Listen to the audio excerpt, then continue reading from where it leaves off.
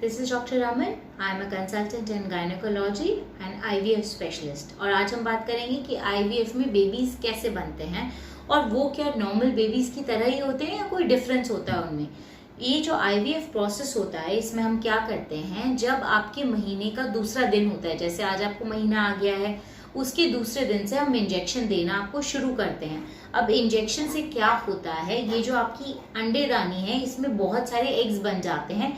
इसमें जैसे 6-7 एग बन गए, इस ओवरी में आपके 6 से 7 एग बन गए, तो आपके पास 10 से 12 एग्स हो जाते हैं। तो इसके लिए हम आपको 12 से 13 दिन इंजेक्शन देते हैं और 13वें या 14वें दिन जब ये अंडे एक साइज जो हमें चाहिए होता है 18 to 20 mm जो जरूरी होता है बच्चे के लिए, तब हम ये महीने के रास्ते से ये सारे एग्स दोनों अंडेदानियों में से निकाल लेते हैं।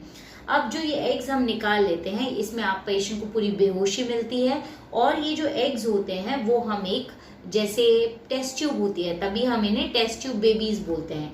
एक पतली सी ट्यूब होती है, उसमें ये सारे के सारे एग्स हम कलेक्ट कर लेते हैं।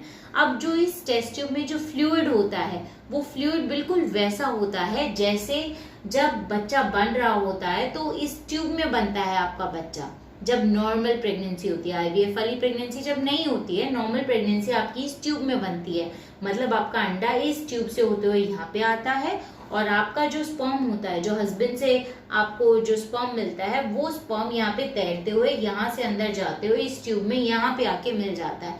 तो आपका बच्चा बनता है इस पार्ट ऑफ द ट्यूब में।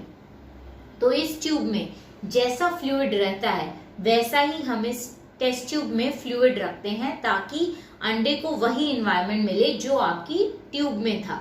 तो इस ट्यूब में अब कैसा इन्वायरमेंट है, इसमें कोई लाइट नहीं है, ऑब्वियसली ये पेट में है, महिला के पेट में है ये चीज, सो कोई लाइट नहीं है, कोई एयर नहीं है और इसका पीएच जो होता है और जो फ्लूइड इसमें होता है, तो हमने बिल्कुल एग्जैक्ट ऐसा सेम फ्लूइड इस टेस्ट ट्यूब में डाल दिया है। तो जो हमने अंडे निकाले थे वो हमने इस टेस्ट ट्यूब में डाल दिए।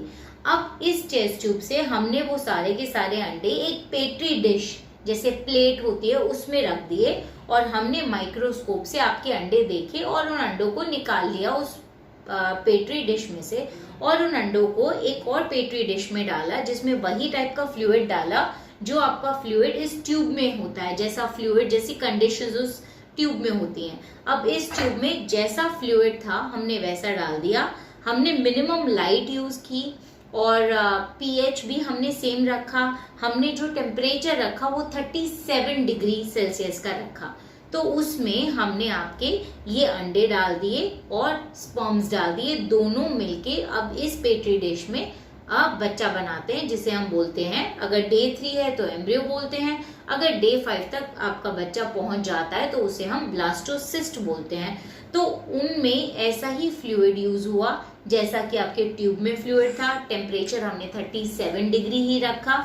हमने जैसा आपकी बॉडी में ऑक्सीजन होता है, यहाँ पे ऑक्सीजन कम होता है, ऑब्वियसली ट्यूब में ऑक्सीजन इतना नहीं होगा ना जितना एनवायरमेंट में होगा, तो डिक्रीज्ड ऑक्सीजन में आपका ये एम्ब्रियो नॉर्मली बनता है। तो हमने आईवीएफ में जो हमने पेट्री डिश में ये एम्ब्रियो बनाया उसमें भी हमने डिक्रीज्ड ऑक्सीजन रखा ताकि ऑक्सीजन टॉक्सिसिटी ना हो और कोई बैड कंसिक्वेंसेस ना हो।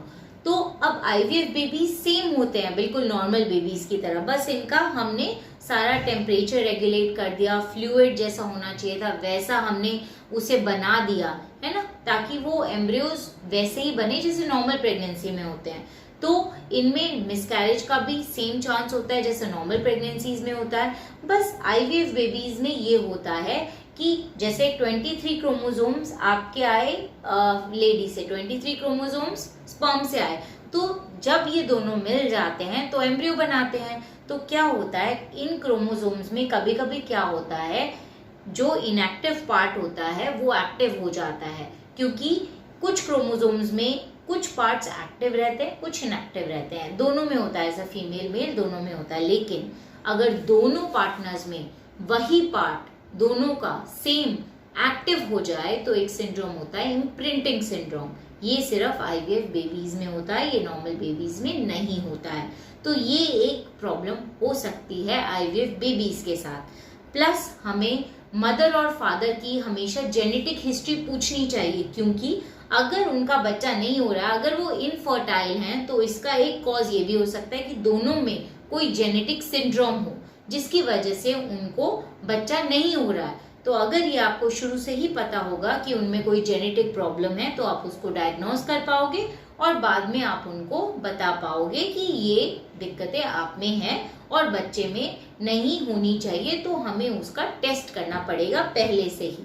सो that is how IVF babies are different than normal babies. Otherwise outcome दोनों का ही अच्छा रहता है, पॉजिटिव रहता है। So that's all for it today. Thank you. Please do like and subscribe my video.